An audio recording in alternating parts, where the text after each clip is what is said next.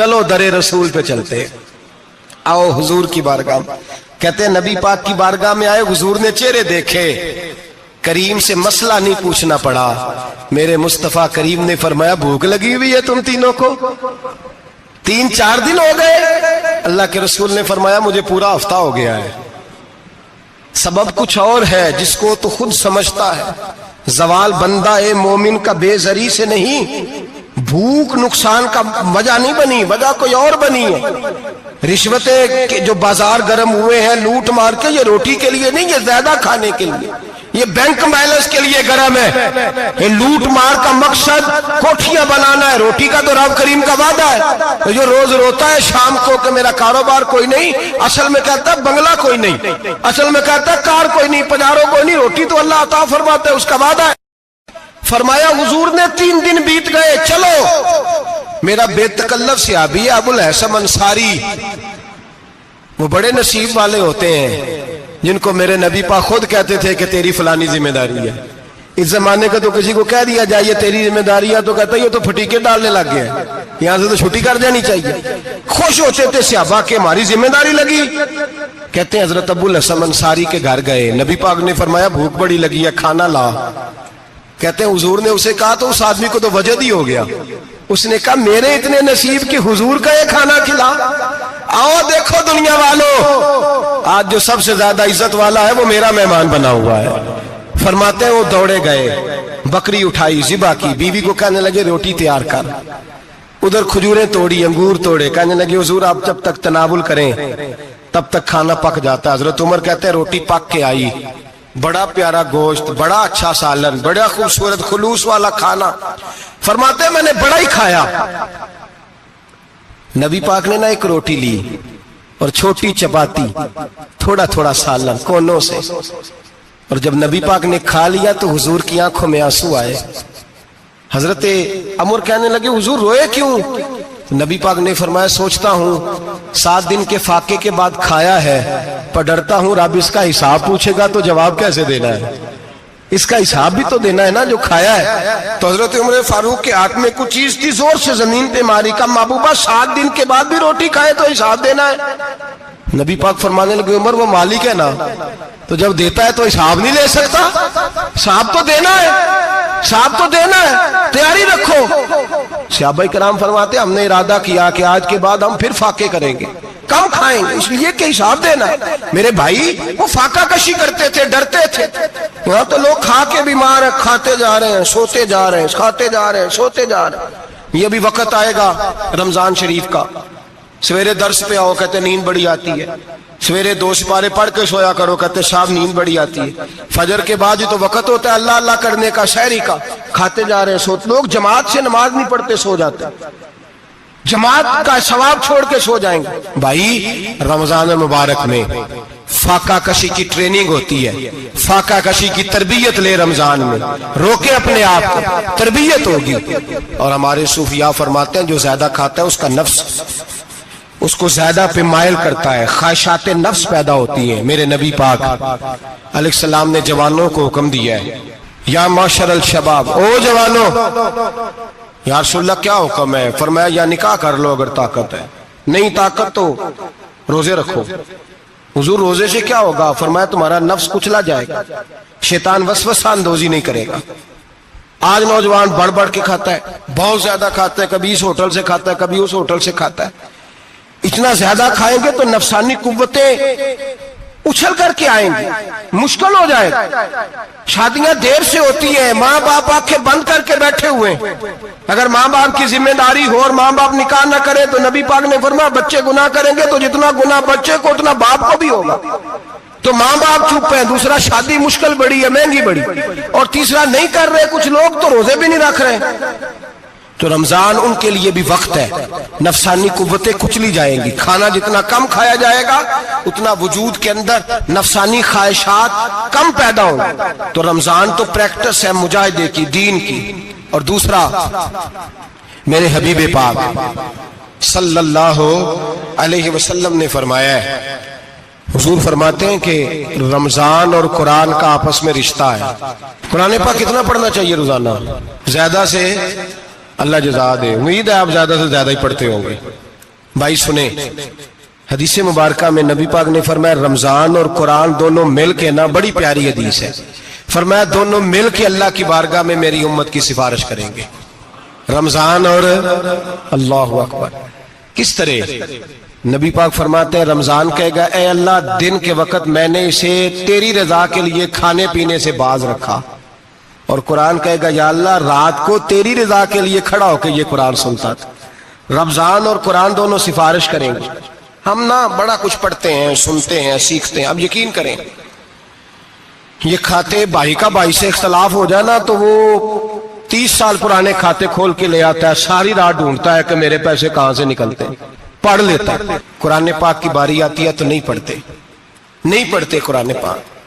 अब्बा जी का खत्म होता है तो मांगते फिरते हैं, कहते 2 कुरान पाक 10 कुरान पाक। ये बातें बतानी नहीं चाहिए, करनी नहीं चाहिए, लेकिन चूंकि तरबियत के लिए बैठा हूं तो कर देता हूं।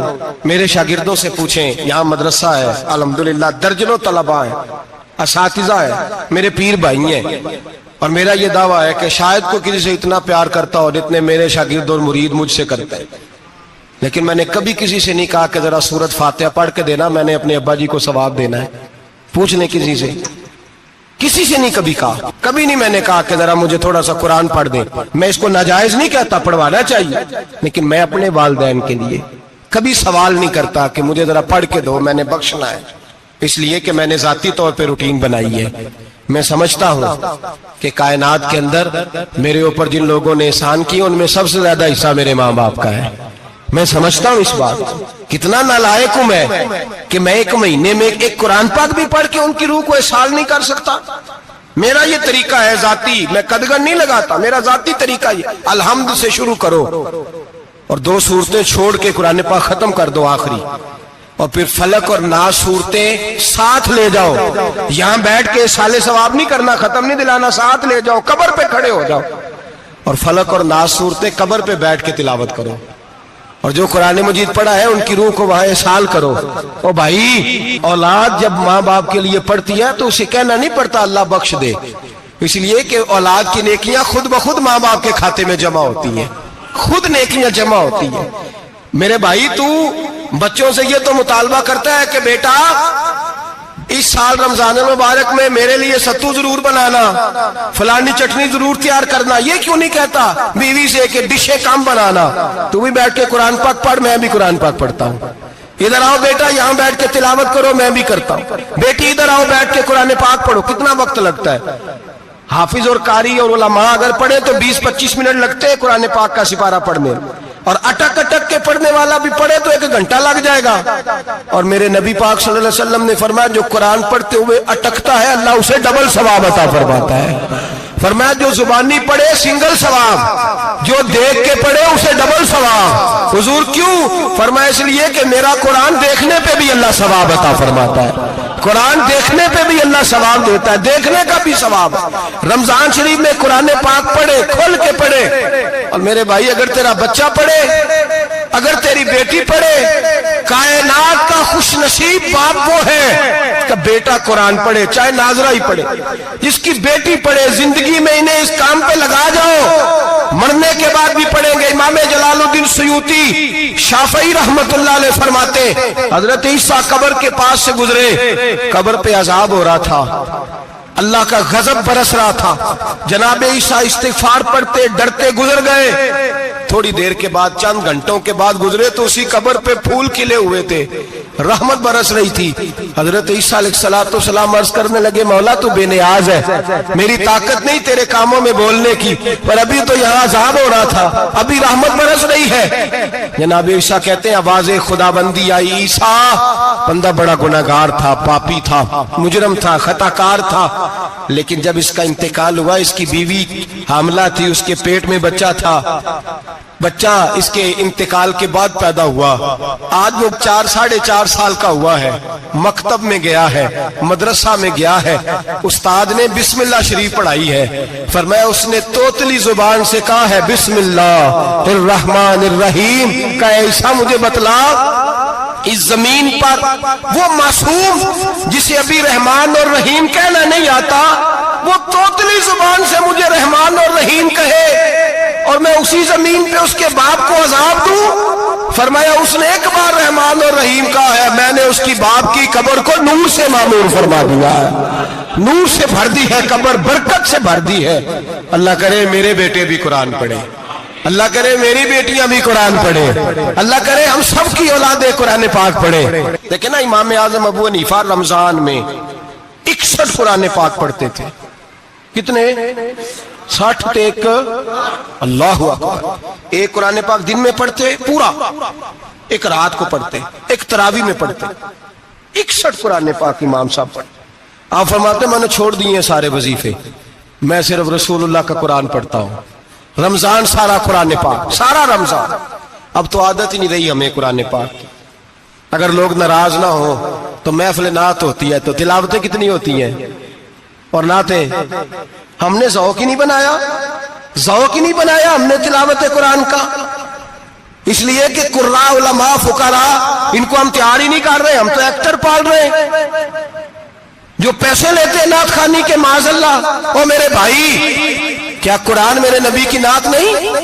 حضرت عائشہ صدیقہ رضی اللہ تعالیٰ عنہ کے پاس صحابہ گئے، کہنے لگے اماں جی ہمیں نبی پاک کا اخلاق بتلائیں، تو اماں جی کہنے لگی جاؤ جا کے قرآن پاک پڑھو، کان خلقہ القرآن، سارا قرآن میرے نبی کے اخلاق کا ہی نام ہے، یہ ساری نعت ہے، یہ ساری نعت۔ اس نعت کو سننے لوگ کیوں نہیں آتے؟ اتنا رش میں اپنے نعت میں اتنا تراویح پہ کیوں نہیں ہوتا؟ اور ملت کا جوان یاد رکھے، بوڑھے تراویحاں پڑھتے ہیں، ضعیف تراویحاں پڑھتے ہیں، گھٹنوں میں درد ہے تراویحاں پڑھتے ہیں، بیمار بوڑھے تراویحاں پڑھتے ہیں، جوان وہاں چوک میں کھڑے۔ کیا جوانی اس لیے ہے چوکوں میں کھڑا ہوا جائے؟ کیا جوانی اس لیے ہے کہ سعودی عرب جانے کے لیے پاسپورٹ بنانا ہو تو 2.5 گھنٹے کھڑا رہے تو؟ شناختی کارڈ کے دفتر تو کھڑا رہے، پروٹیکٹر کے لیے کھڑا رہے، کافروں کے سامنے کاسا لیسی کرنے کے لیے تو کھڑا رہے، تو نوکری پہ جائے تو ساری رات کھڑا رہے، اور تو قرآن کے لیے کھڑا نہیں ہوتا؟ میرے محبوب نے فرمایا من قام ایمانا واحتسابا غفر له ما تقدم من ذنبه، فرمایا جو رمضان المبارک میں اللہ کی رضا کے لیے گناہوں کی معافی کے ارادے سے قیام کرے گا، راتوں کو عبادت کرے گا، اللہ اس کے پچھلے سارے گناہ معاف فرما دے گا۔ نوجوان ارادہ کریں، پروگرام بنائیں کہ انشاءاللہ قرآن پڑھنا بھی ہے، قرآن پڑھوانا بھی ہے، سننا بھی ہے، اور انشاءاللہ بولیے سننا بھی ہے اور پڑھنا بھی ہے اور پڑھانا بھی۔ ہمت کریں، دلیری کریں، آ کے کھڑے تو ہو، اللہ توفیق عطا کرے گا۔ پہلی بات یہ کہ روزہ رکھیں، دوسری بات یہ کہ قرآن پاک کی تلاوت کریں، اور روزہ رکھیں تو روزے کے سارے حسن سمیت اسے رکھیں۔ نبی پاک نے فرمایا رمضان غمخواری کا مہینہ ہے، غمخواری کریں۔ ہمارے زمانے میں 2 قسم کی تکلیفیں ہیں، ایک تو غریب آدمی، اس کا حال یہ ہے کہ وہ مانگتے ہی گزارا کرنا چاہتا ہے، اس نے ہاتھ یوں کر لیا ہے تو اب اس کا یوں ہونے کو تیار نہیں۔ ضرورت اگر کسی آدمی کو کسی دروازے پہ لے جاتی ہے تو برا نہیں، لیکن سوال کا اپنے اوپر دروازہ کھول لینا یہ ٹھیک نہیں۔ فاقہ کشی پیدا کریں، حوصلہ پیدا کریں، تھوڑے پہ گزارا کرنا سیکھیں۔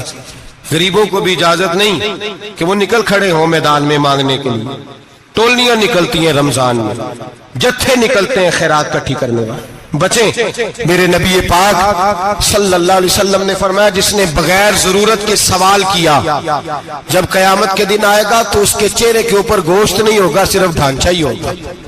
اتنی بھیانک صورت میں آئے، بغیر اشد ضرورت کے سوال نہ کر، کبھی سوال نہ کر۔ اور امیروں سے گزارش ہے کہ رمضان ہمدردی کا مہینہ ہے، ہمدردی کریں تو سامنے والے کی عزت کا بھی خیال کریں۔ یہ بات درست ہے کہ غریب سیاڑا نہیں ہوتا، اس لیے کہ جس کی جیب میں پیسے نہیں ہوتے بھائی اسے عقل بھی نہیں ہوتی، جس کے گھر کار نہیں ہوتی اسے چلانے کا طریقہ، جس کے گھر اوون نہیں ہوتا اسے چلانے کا طریقہ بھی نہیں آتا، جس کے گھر میں چیزیں ہوتی ہیں اسے چلانا بھی آ جاتا ہے، جدے کر دانے وہ دے کملے بھی اس کے سیانے ہو جاتے ہیں۔ تو چودھری صاحب، سیٹھ صاحب، نواب صاحب آٹا تقسیم کرتے ہیں، کھڑے ہو کے فوٹو کھچاتے ہیں، فیس بک پہ دیتے ہیں، اور ایک آٹے کا تھیلا اور 10 اخباروں میں فوٹو۔ اللہ سے ڈریں، رمضان ہمدردی کا مہینہ، ہمدردی کا۔ غریب کو دیں تو اس کی عزت کو رسوا نہ کریں، میرے نبی پاک علیہ السلام کے صحابی حضرت عبداللہ ابن عمر رضی اللہ تعالیٰ عنہ ڈھونڈ کے لاتے تھے مسکینوں کو، ڈھونڈ کے، اور جب لاتے تھے تو اپنے دسترخوان پر بٹھا کر اپنے ساتھ افطاری کرایا کرتے تھے. اور پھر فرمایا اللہ تعالیٰ نے لن تنالوا البر حتی تنفقوا مما تحبون، اللہ کے راستے میں وہ چیز دینی ہے جو تمہیں زیادہ پیاری ہو. کون سی چیز جو تمہیں؟ میں تھوڑا سا بے باک ہوں، بعض دوستوں کے ساتھ، سب کے ساتھ نہیں. ایک دوست مدرسے میں گھی دینے آئے ایک دفعہ، تو وہ والا گھی دے گئے جو سب سے سستا تھا. تو میں نے کہا مجھے دیانتداری سے بچائے، آپ یہی کھاتے ہیں گھر میں؟ کہنے لگے نہیں. تو میں نے کہا پھر ہم نے بچے مارنے کے لیے تو نہیں نہ رکھے ہوئے، کیا وہ والا گھی اللہ کے راستے میں پیاری چیز دے رہی ہے نا، اس لیے گلے گلے نوٹ لوگ مسجد کے گلے میں ڈال جاتے ہیں، پھٹے ہوئے ڈال جاتے ہیں، کہتے ہیں جوڑ لیں گے مولوی صاحب. اور خدا کے بندے پیاری چیز دینی تھی تو نے، اور تو نے اس کا ترجمہ الٹ کر لیا ہے. سمجھ لیں رمضان المبارک میں کسی غریب کی مدد کرنی ہے تو ساتھ اس کی عزت بھی کرنی ہے. نبی پاک علیہ السلام کے دروازے پر جب یہ جملہ ایک ہے لیکن بڑا قیمتی ہے. صحابہ کہتے ہیں جب ہم دروازہ رسول پہ جاتے تھے خیرات بھی ملتی تھی اور عزت بھی ملتی تھی.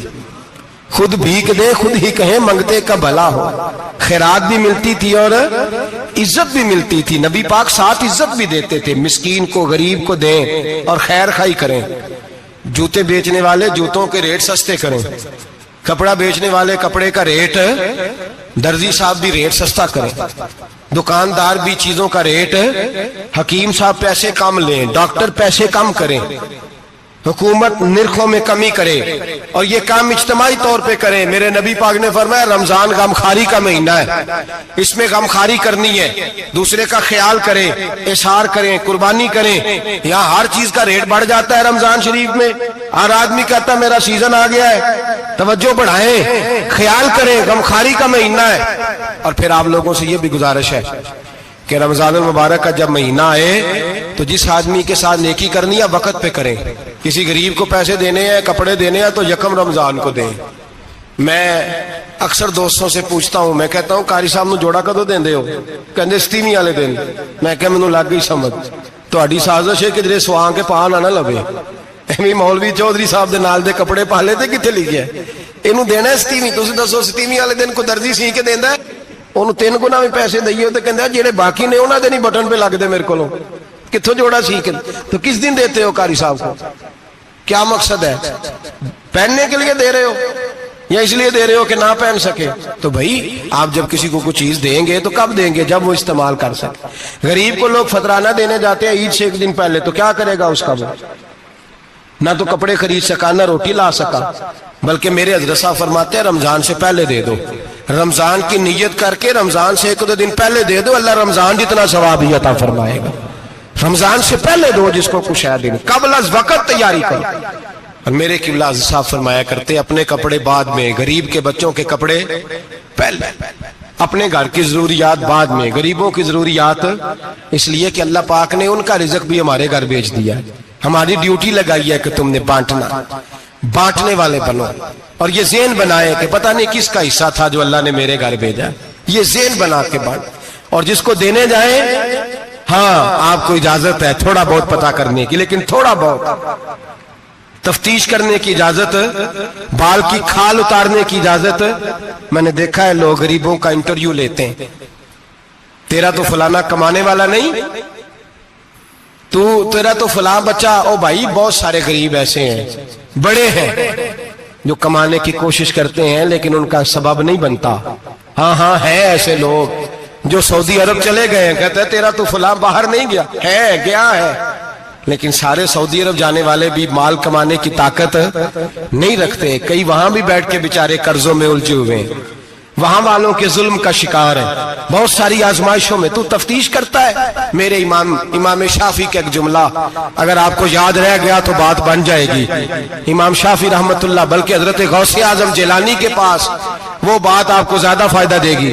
حضرت غوث اعظم جیلانی کو ان کا ایک مرید سمجھانے لگ گیا، کہنے لگا حضرت جی آپ سب کو دیتے رہتے ہیں، ہر بندہ مستحق نہیں ہوتا، ذرا ٹٹول کے دیا کریں. تو غوث اعظم جیلانی فرمانے لگے بھائی مجھے تو لگتا ہے تو بھی ان چیزوں کا مستحق نہیں تھا جو اللہ نے تجھے عطا کر دی ہے.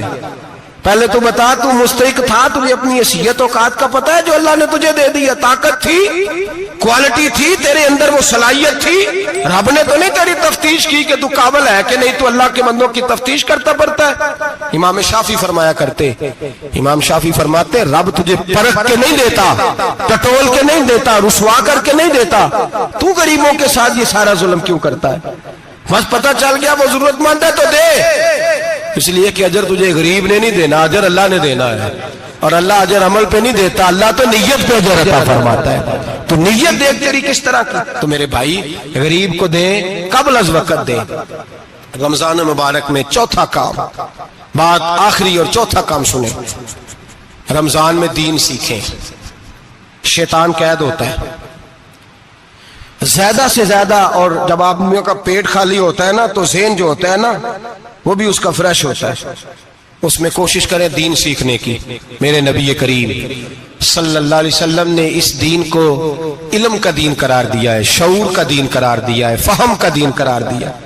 نبی پاک صلی اللہ علیہ وسلم نے فرمایا ایک عبادت کرنے والا عشاء کے بعد کھڑا ہو اور فجر تک نماز پڑھتا رہے، ایک عالم دین عشاء پڑھ کے سو جائے، اٹھ کے فجر پڑھ لے، تو وہ 70 عبادت کرنے والوں کا درجہ زیادہ نہیں، عالم کا درجہ پھر بھی زیادہ ہے، اس عالم دین کا درجہ زیادہ ہے، اس لیے کہ وہ لوگوں کو آگاہی دیتا ہے، شعور بخشتا ہے۔ یہ دین جو ہے یہ، اور نبی پاک صلی اللہ علیہ وسلم نے فرمایا عبادت کرنے والے پر عالم کا درجہ اتنا ہی زیادہ ہے جتنا میرا درجہ اپنے غلاموں پر زیادہ ہے۔ عالم کو حضور نے اتنا بڑا مقام دیا، دین سیکھیں، شعور حاصل کریں، یہ فقاہت کا دین ہے، شعور حاصل کرنے کا دین ہے۔ اور نبی پاک صلی اللہ علیہ وسلم نے فرمایا دین کی ایک بات سیکھ لینا 1000 نفل پڑھنے سے زیادہ درجہ رکھتی ہے، دین کی ایک بات سیکھ لینا 1000 جنازے میں شرکت سے زیادہ درجہ رکھتی، دین کی ایک بات سیکھ لینا، میرے نبی پاک صلی اللہ تعالی علیہ وسلم ارشاد فرماتے 1000 مریض کی عیادت کرنے سے زیادہ درجہ رکھتی۔ فرمایا جس نے رات کے ایک لمحے میں دین کی ایک بات سیکھی، اللہ اسے ساری رات عبادت کرنے سے زیادہ ثواب عطا فرمائے گا۔ میرے ایسا فرمایا کرتے جب سیکھنے والے کو یہ ثواب ملے گا تو بتائیے سکھانے والے کو کتنا ثواب ملے، اسے اللہ کتنا درد۔ رمضان آ رہا ہے، شیطان قید ہے، دین پھیلانے کی کوشش کریں، جد و جہد کریں۔ بڑی نیند آتی ہے فجر پڑھ کے، لیکن اگر کسی کا ارادہ بن جائے کہ دین سیکھنا بھی ہے اور دین بچوں کو، تو پھر کوئی نیند غلبہ۔ ایک مثال ایک عالم نے سمجھائی، کوئی بزرگ تھے درویش عالم، ان کے پاس ایک عورت آئی، کہنے لگی میں بچوں کو سویرے بڑا جگاتی ہوں، بچے جاگتے نہیں نماز کے لیے۔ بڑا عجیب جواب دیا بزرگوں نے، درویش نے، عالم نے، کہنے لگے بی بی کیوں نہیں جاگتے، جگایا کر، بیدار کیا کر، اٹھایا کر۔ کہنے لگی بڑی جدوجہد کرتی ہوں، اٹھتے نہیں، بیدار نہیں ہوتے۔ اللہ والے تھے نا۔ کہنے لگے یہ بتا اگر اس کمرے میں آگ لگ جائے تو پھر بچوں کو کیسے بیدار کرے گی؟ آگ سے بچانے کے لیے کیا کرے گی؟ پھر تو بالوں سے پکڑ بھی گھسیٹنا پڑا تو گھسیٹ کے کمرے سے لاؤں گی، پھر تو چوٹیں لگتی ہیں تو لگ جائے، پھر میں پرواہ نہیں کروں گی۔ آپ فرمانے لگے یوں سمجھ لے جہنم کی آگ جل رہی ہے، اگر تیرے بچے نے نماز نہ پڑھی تو آگ لگ جائے گی، اگر اس نے عبادت نہ کی تو اسے آگ، اب جیسے بھی تجھے اٹھانا پڑتا ہے اٹھا گھسیٹ کے باہر لا، لیکن اس کی نماز قضا۔ نیند بڑی آ رہی ہے سویرے، لیکن اگر دین نہ سیکھا تو مشکل ہو جائے۔ جیسے بھی اپنے آپ کو جگانا چاہیے، ہمت کرنی چاہیے، دلیری کرنی چاہیے۔ ہمیشہ مدحت خیر الانام میں گزرے، دعا ہے یہ عمر درود و سلام میں گزرے۔ آخر دعوا